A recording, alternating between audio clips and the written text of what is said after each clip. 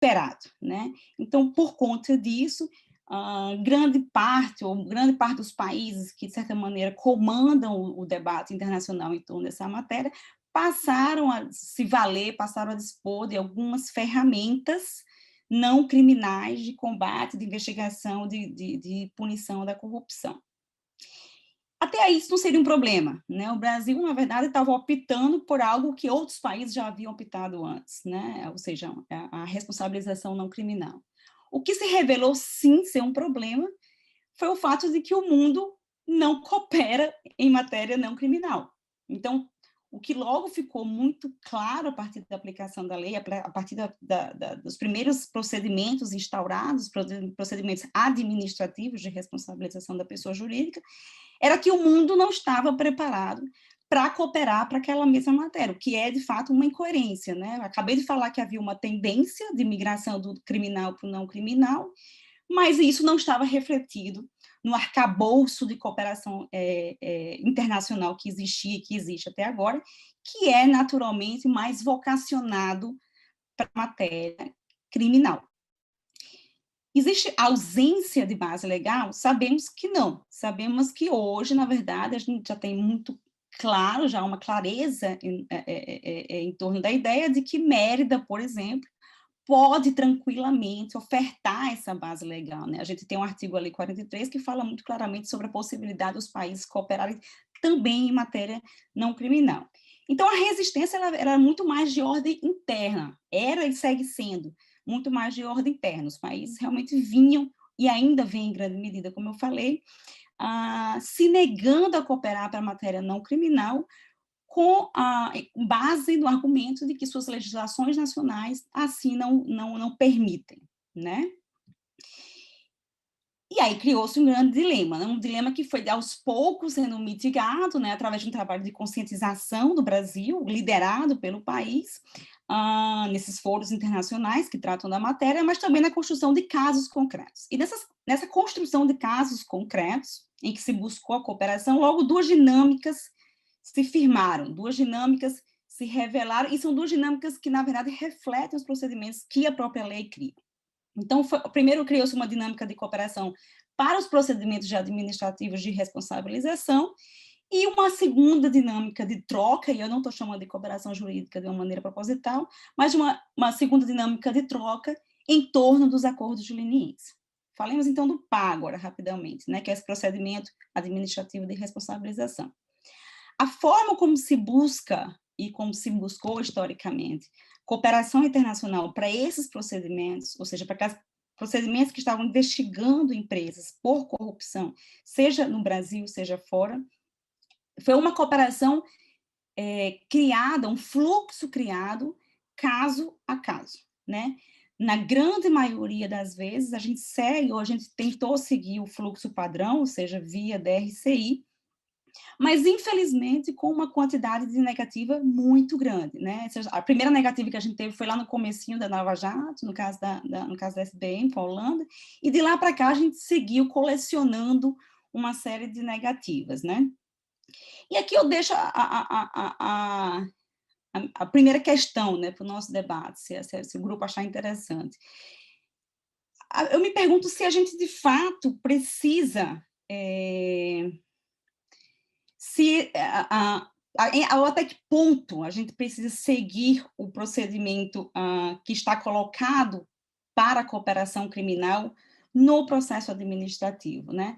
Vamos pensar aqui nas características do próprio processo administrativo, né? O princípio da eficiência, né? Em que você busca e garantir o máximo de aproveitamento dos meios de atuação, inclusive privilegiando a eficiência em detrimento daquelas concepções puramente formalistas, o formalismo moderado, que também marca o procedimento administrativo do Brasil, né, que dispensa aquelas formas mais rígidas, né, salvo algumas previsões expressas, a própria liberdade para produção da prova que não está expressamente proibida por lei, a possibilidade da prova emprestada. Então, o processo administrativo, ele de fato guardava, claro, a ampla defesa e o contraditório, preservava esses aspectos básicos de qualquer processo, o processo administrativo, e acho que para isso que ele realmente se presta, ele, de certa forma, ele conta com uma flexibilidade que talvez nos permita pensar em soluções mais eficientes de cooperação para esse tipo de procedimento, que não necessariamente aquelas que já estão postas e que claramente não têm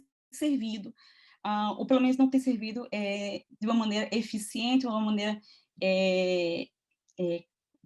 coerente com as necessidades atuais. Então, mais uma vez, a gente, eu acho que a ideia, a sugestão que a gente coloca é que a gente não dispense necessariamente nenhuma via, mas que a gente possa também aproveitar que não há um marco já estabelecido para a cooperação, em torno da cooperação administrativa, e que não há esse espaço na cooperação penal, claramente, para que a gente possa pensar em soluções mais inovadoras, talvez com base em novos acordos, ou mesmo memorandos entre agências, mas eu teria uma posição um pouco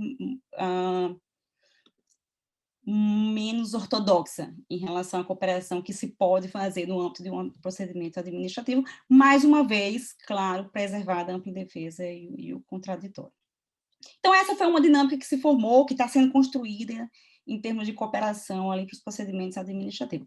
A outra dinâmica, e aí eu acho que isso se conecta mais com a fala das minhas colegas que vão me seguir, foi a dinâmica dessa troca que acontece no âmbito dos acordos de leniência.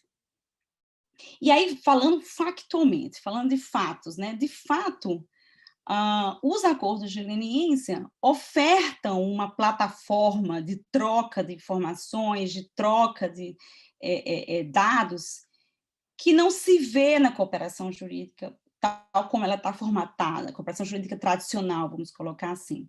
O que obviamente não quer dizer que esteja mais ou menos equivocada, né? Mas é uma outra dinâmica, e uma dinâmica que a gente tem que aceitar tem alguns aspectos bastante atrativos, né?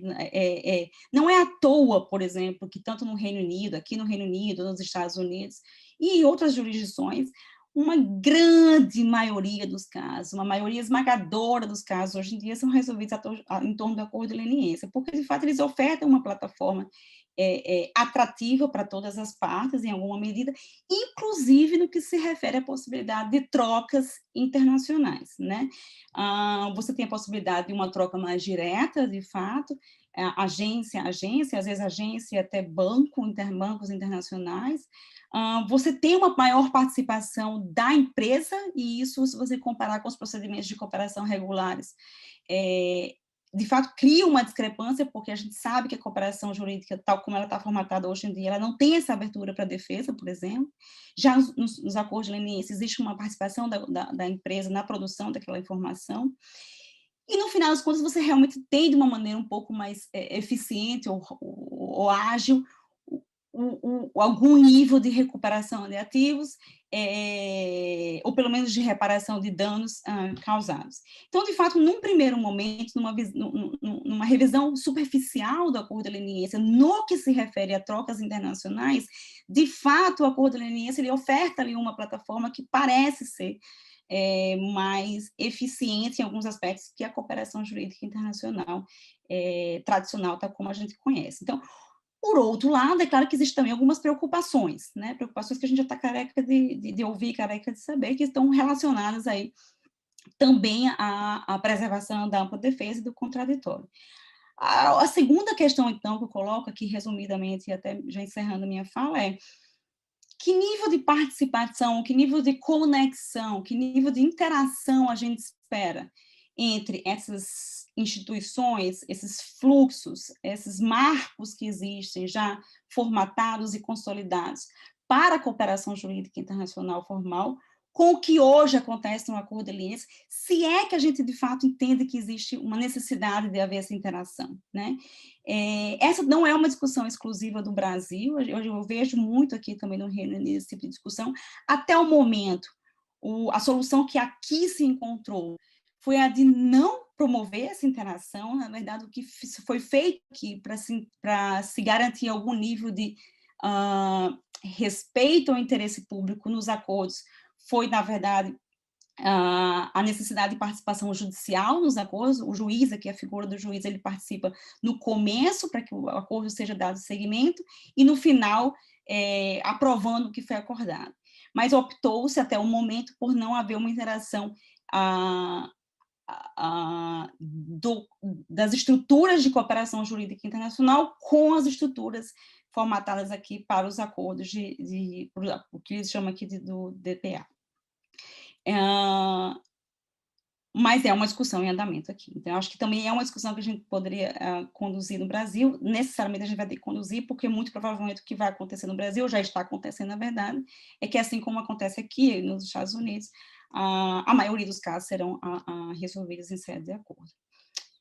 Eu acho que os pontos que eu queria levantar para debate são esses. Talvez tenha passado um pouco do meu tempo, peço desculpa. Estou à disposição. Excelente começo excelente modo de esquentar a noite. Bom, só aproveitando aqui, eu queria registrar a presença do Procurador-Geral Federal, doutor Ávila, que está nos assistindo, justamente num ponto que é tão importante para a AGU, que são os acordos de leniência. Mas, então, vamos dar sequência aqui. Anotei as perguntas, Camila, e tenho algumas outras, vamos a elas depois. Doutora Rochelle, por favor. Boa noite a todas e a todos. É um prazer estar com todas aqui. Todas já tive a grande satisfação de trabalhar junto com todas as palestrantes, panelistas de hoje, moderadora. Passamos por vários perrengues juntos e várias inovações e construção conjunta, de vários entendimentos. Então, é um prazer estar dividindo aqui o painel com as senhoras. Então, antes de falar sobre cooperação mesmo internacional entre unidades de inteligência financeira, eu acho que cabe um pouquinho de esclarecimento do que é essa inteligência financeira, que às vezes é um conceito bastante abstrato para grande parte das pessoas. Então, assim, eu vou dar um panorama geral sobre o que é a inteligência para poder comentar os assuntos mais áridos da cooperação entre UIFs, Então, para que surge essa inteligência financeira? Ela surge para dar uma eficiência às investigações da lavagem de dinheiro. Por quê? Quando você institui a obrigação internacional, principalmente inicialmente ali na Convenção de Viena, de que todos os países devem criminalizar a lavagem de dinheiro, você cria um problema, porque a lavagem de dinheiro é um crime sem vítima determinada. E as operações que constituem a lavagem de dinheiro, elas normalmente têm alguma proteção ali, ou de sigilo bancário, ou sigilo comercial, então era muito difícil de você dar início a essas investigações. Então foi necessário que se encontrasse um meio para que as informações para o início de uma investigação de lavagem de dinheiro chegassem às autoridades competentes, às autoridades de investigação. E com isso, a solução encontrada pelos vários países do mundo foi chamar a responsabilidade a alguns setores econômicos para que provessem aos órgãos públicos, ao Estado, informações que alertassem para operações que poderiam estar ali ocultando alguma lavagem de dinheiro.